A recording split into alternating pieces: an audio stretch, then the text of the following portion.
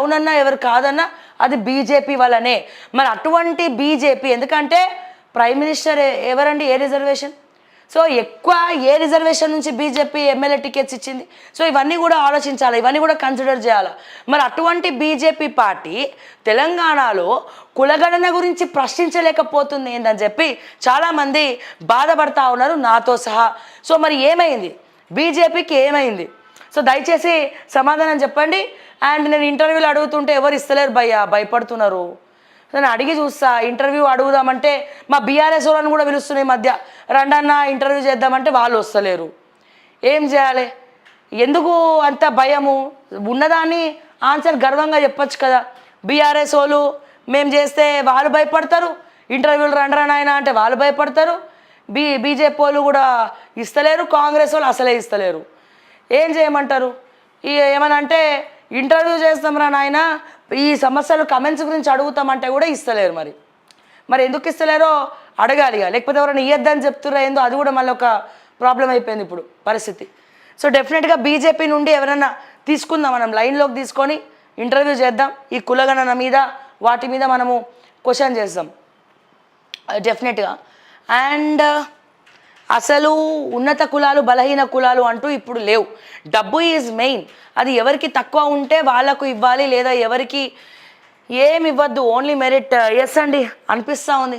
ఇప్పుడు మా జర్నలిస్టులలో కూడా ఇది ఒక బాధ అయిపోయింది. ఉన్నత కులాలంట, బలహీనత కులాలంట.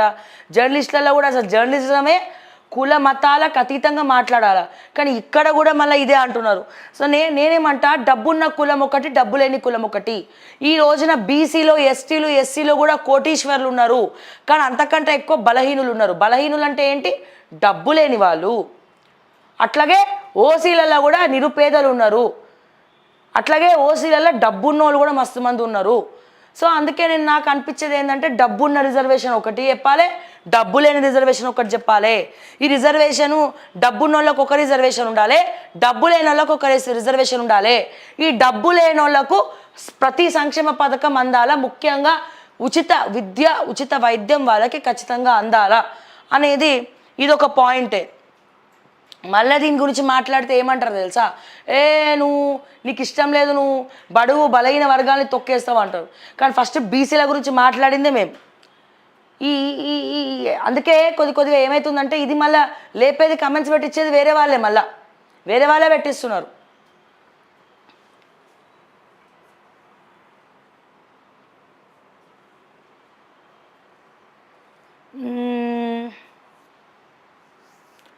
ఎస్, మోడీ గాడు డెవలప్మెంట్ చేశాడు, అప్పు 50 lakh. ఎస్, గాడు గీడు వాడు వద్దు, ఎందుకంటే ప్రైమ్ మినిస్టర్ ఆఫ్ ఇండియా ప్రపంచవ్యాప్తంగా ఆయన గురించి మాట్లాడుతుంది. సో అది లేకుండా ఎవరైనా సరే మనం వాడు వీడు వద్దు. అది రేవంత్ రెడ్డి అయినా ఇంకెవరైనా, ముఖ్యమంత్రి, ప్రైమ్ మినిస్టర్, రెస్పెక్ట్ ఖచ్చితంగా ఉండాల్సిందే. సో మీరు చెప్పాలనుకుంది నాకు అర్థమైంది ఏంటంటే, 130 కోట్ల అప్పు జరిగింది అంటున్నారు. ఎస్, దీని గురించి కూడా మనం బీజేపీని అడుగుదాం, ఎందుకు అట్లా జరిగింది. దీని మీద ప్రత్యేకమైనటువంటి స్టోరీ నేను డెఫినెట్గా చేస్తా. అసలు 50 లక్షల కోట్ల అప్పు నుండి 130 కోట్ల అప్పుకి భారతదేశాన్ని పెంచిండ్రు అని చెప్పి, ఈ మోడీ వచ్చినాకనే ఇది పెంచిందని చెప్పి మంజుల గారు మాట్లాడుతూ ఉన్నారు.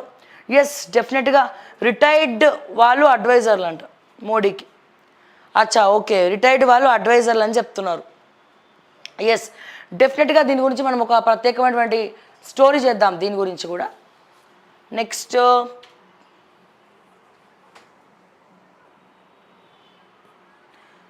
ఎస్, ఒకసారి ఇది ఫినిష్ చేద్దాం. ఈనాడు పేపర్ ఫినిష్ చేసిన తర్వాత ఎక్స్క్లూజివ్గా ఒక వ్యక్తి చేసిన ఇంటర్వ్యూ గురించి నేను మాట్లాడదాం. నెక్స్ట్ ఇక్కడ చూస్తే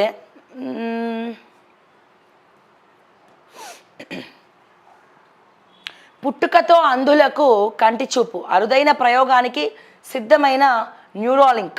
టెస్లా అధినేత ఎలాన్ మస్క్కు చెందిన బ్రెయిన్ చిప్ కంపెనీ న్యూరోలింక్ మరో అరుదైన ప్రయోగానికి సిద్ధమైంది. మధ్యలో చూపు కోల్పోయిన వారితో పాటు పుట్టుకతోనే అంధులైన వారికి చూపును ప్రసాదించేందుకు బ్లైండ్ సైట్ పేరిట ఓ వినూత్న పరికరాన్ని ఈ సంస్థ రూపకల్పన చేయనుంది.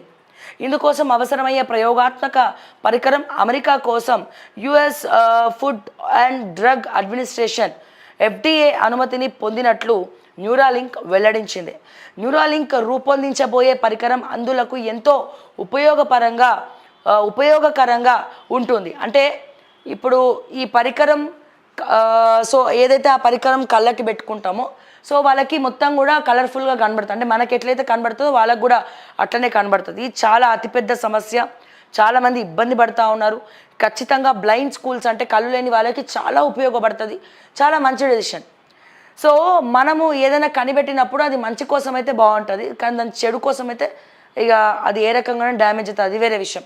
కానీ ఇక్కడ ఎట్లనైతే ఇప్పుడు చెవులు వినిపించని వాళ్ళకి మిషన్ ఎట్లయితే వచ్చిందో సో అట్లనే కళ్ళు కనిపించని వాళ్ళకి అంటే బ్లైండ్స్కి ఎట్లనైతే ఉన్నారో వాళ్ళ కోసం ఈ కాన్సెప్ట్ చాలా అద్భుతమైనటువంటిది. సో ఈ పరికరం సేమ్ ఇగో ఇట్లనే ఉంటుంది. ఇది వాళ్ళు కళ్ళకి పెట్టుకుంటే కనుక సో అందరూ స్పష్టంగా కనబడతారు, అందరూ క్లియర్గా కనబడతారంట. సో దానికోసం వీళ్ళు కృషి చేస్తూ ఉన్నారు. సక్సెస్ అవుదామని చెప్పి సక్సెస్ అవ్వాలి, అది అద్భుతంగా మార్కెట్లో కూడా రావాలని మనస్ఫూర్తిగా మనం కోరుకుందాం. పుడమి నిప్పుల కొలిమి రెండో ఏ ప్రాంతము సురక్షితంగా లేదు. జూన్ 22 అత్యంత వేడి రోజు.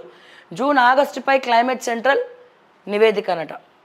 ఇది పరిస్థితి, ఇది అంతటికీ కారణం మనమేనండి. మన వల్లనే మన వాతావరణాన్ని, మన పర్యావరణాన్ని మనం కాపాడుకోలేకపోతున్నాం. సో డెఫినెట్గా ఇది మన వల్లనే ఇటువంటి ప్రాబ్లం వచ్చింది. సో కొద్దో గొప్ప అన్నిటికంటే సేఫ్ ఉందంటే అన్ని భారతదేశ వ్యాప్తంగా సేఫ్ ఉందంటే హైదరాబాద్ ఒక్కటే నాకు తెలిసినంత వరకు. సో దీన్ని అన్నా మనం కాపాడుకోవాలి at least.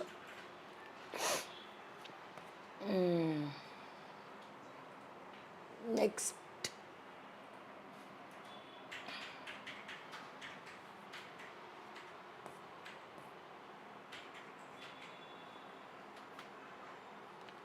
Innovation blogs Revanth Reddy and Tara Chowdary link గురించి చెప్పు.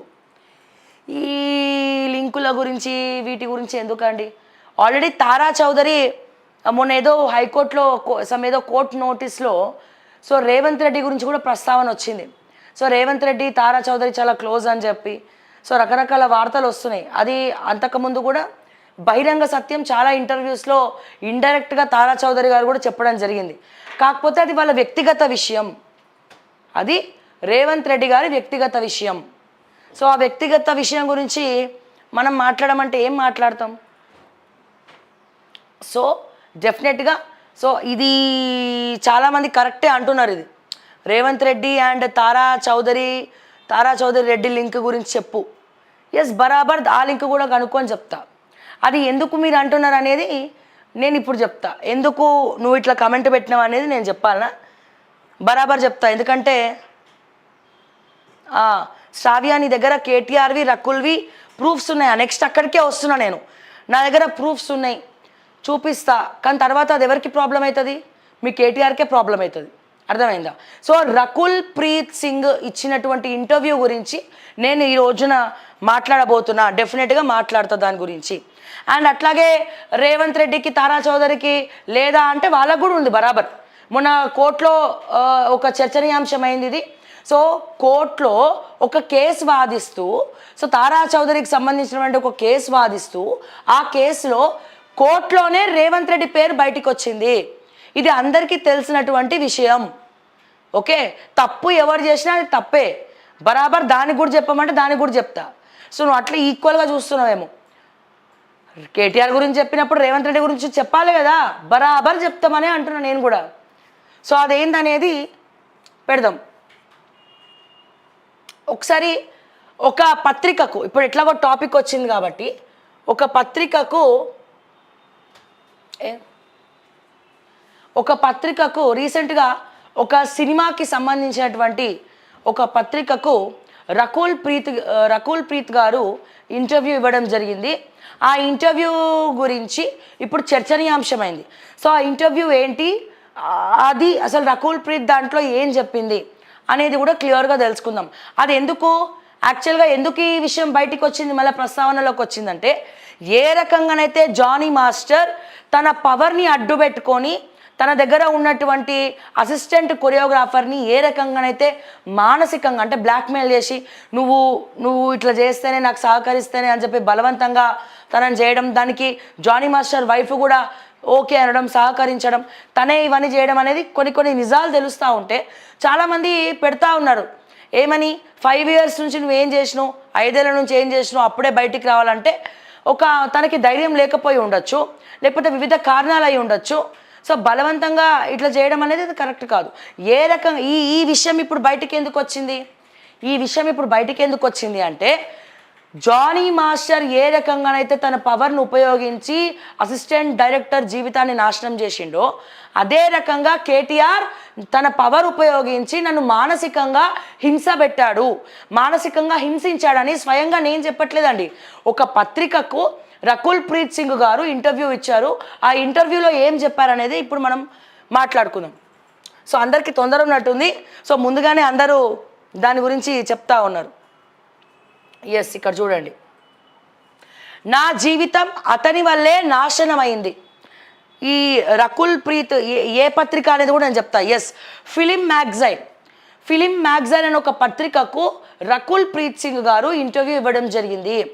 ఆ ఫిలిం మ్యాగజైన్ ద్వారా ఈ విషయం బయటకు వచ్చింది. ఎవరికైనా తెలియాలంటే ఫిలిం మ్యాగజైన్లో కూడా పోయి చూసుకోవచ్చు మేము చెప్పింది నిజమా అబద్ధమా అని చెప్పి. అండ్ ఇంకోరో ప్రూఫ్స్ అడిగినారు.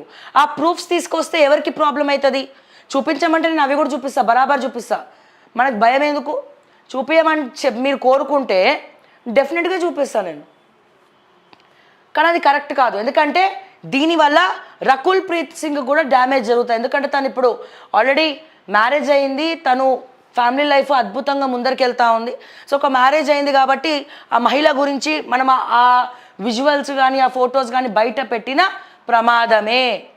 ఎవరికి? ఒక మహిళగా నేను అది చేయను. మరి ఇదెందుకు చెప్తున్నావు శ్రావ్య అంటే, ఇది రకుల్ ప్రీత్ ఇచ్చిన ఇంటర్వ్యూ, తనే చెప్పింది కాబట్టి తను చెప్పిన విషయం గురించి మనం ప్రస్తావిస్తున్నాం. దీంట్లో ఫొటోస్ లేవు, దీంట్లో వీడియోస్ లేవు, ఒక ఇంటర్వ్యూ విశ్లేషణ గురించి మనం మాట్లాడుకుంటున్నాం. ఓకే, ఆల్రెడీ దీని మీద కేటీఆర్ నా మీద డిఫమేషన్ వేసిండు. ఆల్రెడీ కోర్టుల కేసు నడుస్తుంది, డిఫమేషన్ వేసినారు వాళ్ళు. సో దానికి మేము లీగల్గా కూడా మేము ప్రొసీడ్ అవుతాం. కోర్టులో సబ్మిట్ చేయాల్సినవి మేము సబ్మిట్ చేస్తాం. ఓకే, ఇక్కడ చూద్దాం. అతని వల్లే నాశనం అయ్యింది. నా జీవితంలోకి వచ్చి నా కెరియర్ స్పాయిల్ చేశాడు. నాకు డ్రగ్స్ అలవాటు చేసింది కూడా అతనే. దీనికి సమాధానం ఏం చెప్తారు? ఎస్, ఫోన్ ట్యాపింగ్ చేసి నన్ను బెదిరించి దుబాయ్ తీసుకెళ్లేవాడు. పెళ్లి చేసుకోకుండా ఉంటే జన్వాడ ఫామ్ హౌస్ నాకు రాసిస్తానన్నాడు. లగ్జరీగా ఉండొచ్చు అన్నాడు. జాకీ బగ్నానీతో రిలేషన్లో ఉన్నందుకు నాకు ఆఫర్స్ రాకుండా చేశాడు. మీ అందరికి కూడా తెలుసు జాకీ బగ్నానీ ఎవరు అనేది మీ అందరికి కూడా తెలుసు. సో అతనితో చర్చనీయాంశమైంది, అతనితో రిలేషన్లో ప్రేమలో ఉంది రకుల్ ప్రీత్ అని చెప్పి. సో ఎప్పుడైతే తను ఇష్టంగా జాకీ బగ్నానీతో రిలేషన్ కోరుకుందో, సో అది ఉన్నందుకు సో ఎక్కడ కూడా తెలుగు సినిమాలో రకుల్ ప్రీత్ సింగ్కి ఆఫర్స్ రాకుండా చేసింది కూడా కేటీఆర్ అని చెప్పి, ఇది నేను చెప్పట్లేదు, ఇది ఫిలిం మ్యాగజైన్కి చాలా ఓపెన్గా తన ఇంటర్వ్యూ ఇచ్చింది. ఓకే, తన బాధ వెలగక్కుంది, ఎక్కడో అక్కడ తన బాధని వెలగక్కోవాలా.